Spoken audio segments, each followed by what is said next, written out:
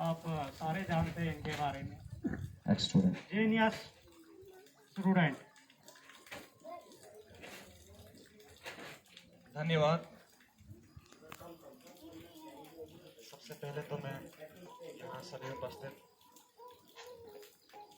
आदरणीय अतिथि और सभी गाँव वासियों को स्वतंत्रता दिवस की हार्दिक शुभकामनाएं देता हूँ। जैसा कि यहाँ पर पहले जिन्होंने बोला उन्होंने यही आज़ादी की गाथाएं यहाँ पर सुनाई।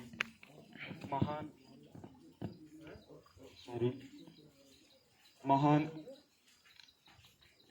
देश के लिए लड़ने वाले स्वतंत्रता सेनानियों के बारे में बताया, महान हस्तियों के बारे में बताया। तो अभी मैं थोड़ा उसको ही थोड़ा कंक्लूड करके बताता हूँ कि 1857 की क्रांति जो कि देश के लिए, पूरे देशवासियों के लिए एक प्रेरणा रही, वहीं से हम मानते हैं कि हमारे देश की असली स्वतंत्रता संग्राम वहां से शुरू हो गया। उससे पहले 1857 की संग्राम में जो क्रांति हुई, देश के आज़ाद करने की क्रांति हुई, उसमें सभी लोग, हिंदू, मुस्लिम, सिख, ईसाई, उसका कोई भेद नहीं था,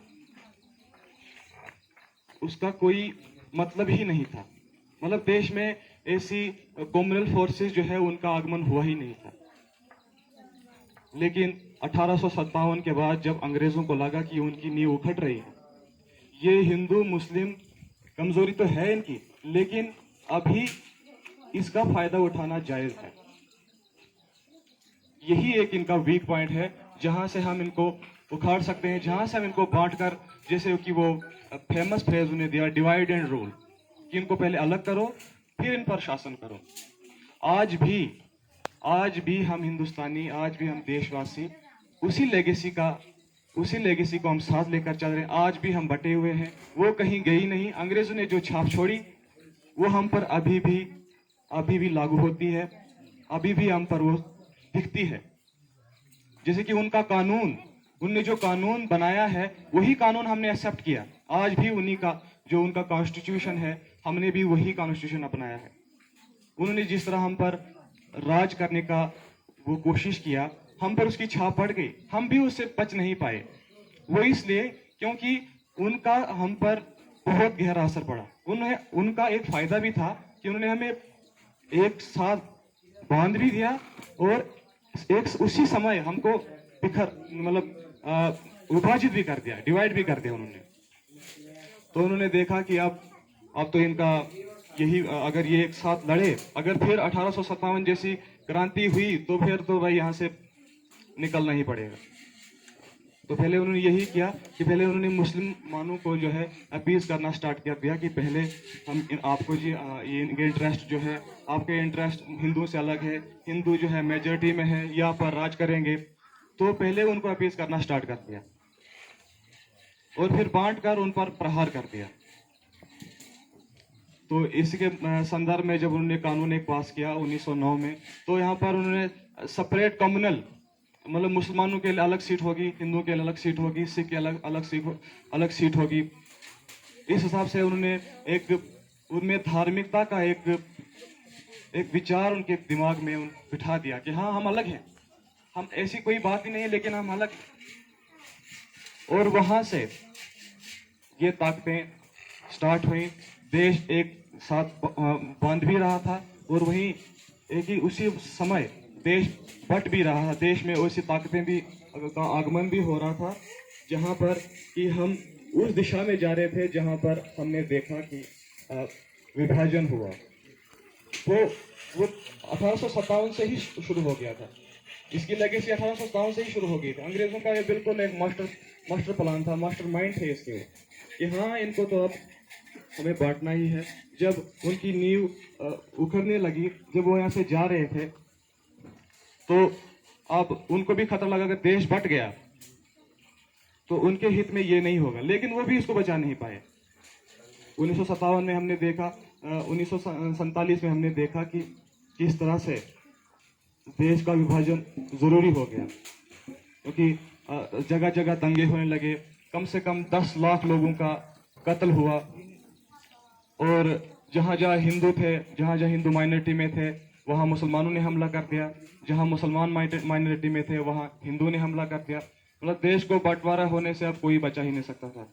तो देश के जो नेता थे, उनके पास कोई और चारा ही नहीं था।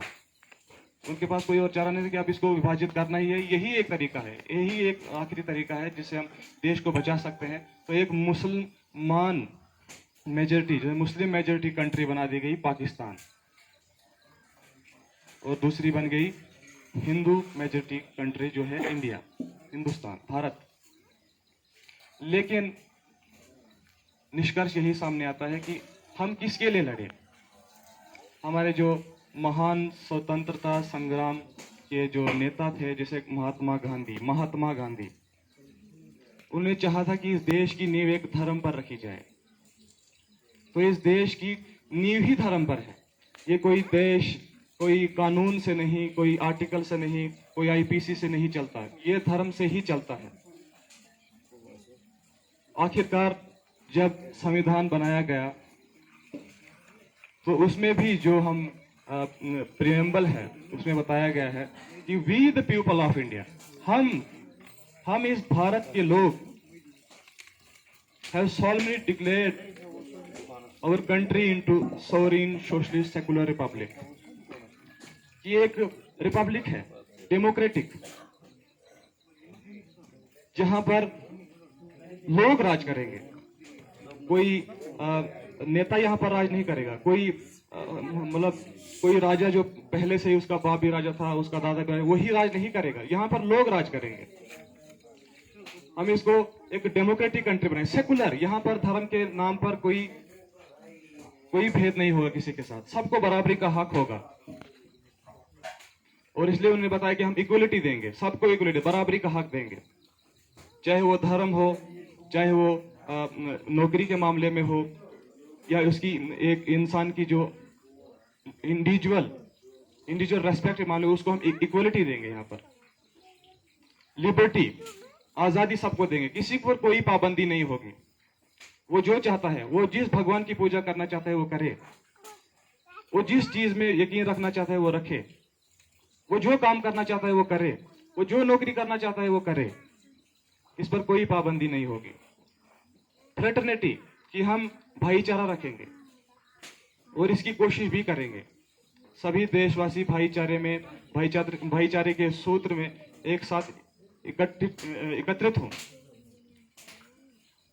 और रेस्पेक्ट, हर एक मामले में हर एक इंसान, चाहे वो एक इंसान हो, चाहे वो एक धर्म हो, चाहे एक कम्युनिटी हो, चाहे वो पिछड़ा हो, उसकी इंडिविजुअल रेस्पेक्ट जो है, इंडिविजुअल रेस्पेक्ट का मायने है कि उसकी एक पर्सनल इज्जत जो है होती है, उसके उत्थान के लिए हम कोशिश करेंगे और हम हमेशा इसके लिए प्रयास करते रहेंगे। तो हम देखते हैं कि हमारा जो आईन है, आईन हमारा देश जिस चीज पे चलता है, हम यहाँ एक साथ अभी रह रहे हैं, हम अभी तरक्की कर रहे हैं, ये देश अभी तरक्की कर रहा है, ये देश अभी आगे के लिए बढ़ रहा है। इस देश की इकोनॉमी लगभग $3 ट्रिलियन है। ये अभी इस मुकाम तक इसलिए पहुंचा क्योंकि हमारा देश जो है भारत, इसके जैसा संविधान किसी और देश के पास नहीं है, क्योंकि इसकी नींव जो है वो धर्म पर रखी गई है। तो जब इस देश की नींव ही धर्म पर रखी गई है तो इसका जो पतन जो है वो होना नामुमकिन है। यहाँ पर सारे देश, सारे धर्म के लोग, सारी प्रजातियां, अलग अलग किस्म के लोग, अलग अलग रंगों के लोग, अलग अलग भाषाओं के लोग यहाँ पर एक साथ रहते हैं और उसमें कोई प्रॉब्लम नहीं है। अगर थोड़ी सी भी कोई कहीं भी इसमें प्रॉब्लम आती है तो हम कानून से उसका सलूशन निकालते हैं। तो इस खुशी में जब देश आजाद हुआ तो जवाहरलाल नेहरू को बोलना पड़ा, When whole world sleeps, India will awake। जब पूरा दुनिया सो रही होगी, जब 15 अगस्त 1947 की 12 बजे की ये रात की बात है, आजाद हो रहा था देश, तो उन्होंने कहा कि जब पूरा दुनिया सो रही, पूरी दुनिया सो रही होगी तो भारत जागेगा। जिसके लिए हमने इतनी बलिदान दी, इतनी कुर्बानियां दी, वो हमें मिलेगा, उस चीज की प्राप्ति हमें हो जाएगी। और इस खुशी में पूरा देश झूम उठा। दुख भी था कि बहुत सारा खून खराब हुआ, बहुत सारे लोग मारे गए, लेकिन आखिरकार हमें अपनी मंजिल जो है वो मिल गई। तो हम सब लोग मिलकर ये आशा करेंगे कि ये देश आज भी अगर किसी इन भ्रांतियों से, किसी कमियों से जूझ रहा है, तो भगवान करे, ईश्वर करे कि इस देश को इन चीजों से निकाले। और हम सब देशवासी, ये देश एक जने से नहीं बनता, एक गांव से नहीं बनता, एक शहर से नहीं बनता। हम सब देशवासी, ये जो पूरा देश है, ये खुशहाल हो, ये तरक्की के रास्ते पे चले, इसमें हर इंसान को सुख हो, हर इंसान, हर गरीब, जिसको भी कोई तकलीफ है, उससे इसको छुटकारा मिले। यही हम ईश्वर से प्रार्थना करते हैं। धन्यवाद। जय हिंद। बहुत अच्छा नितिन जी, अच्छी स्पीच यहाँ पर नितिन के द्वारा पूरे आज़ादी की जो संघर्ष है, हमने कैसे आज़ादी प्राप्त की है, उसके बारे में पूरा जो है डिटेल में आपको बताया। और साथ में ये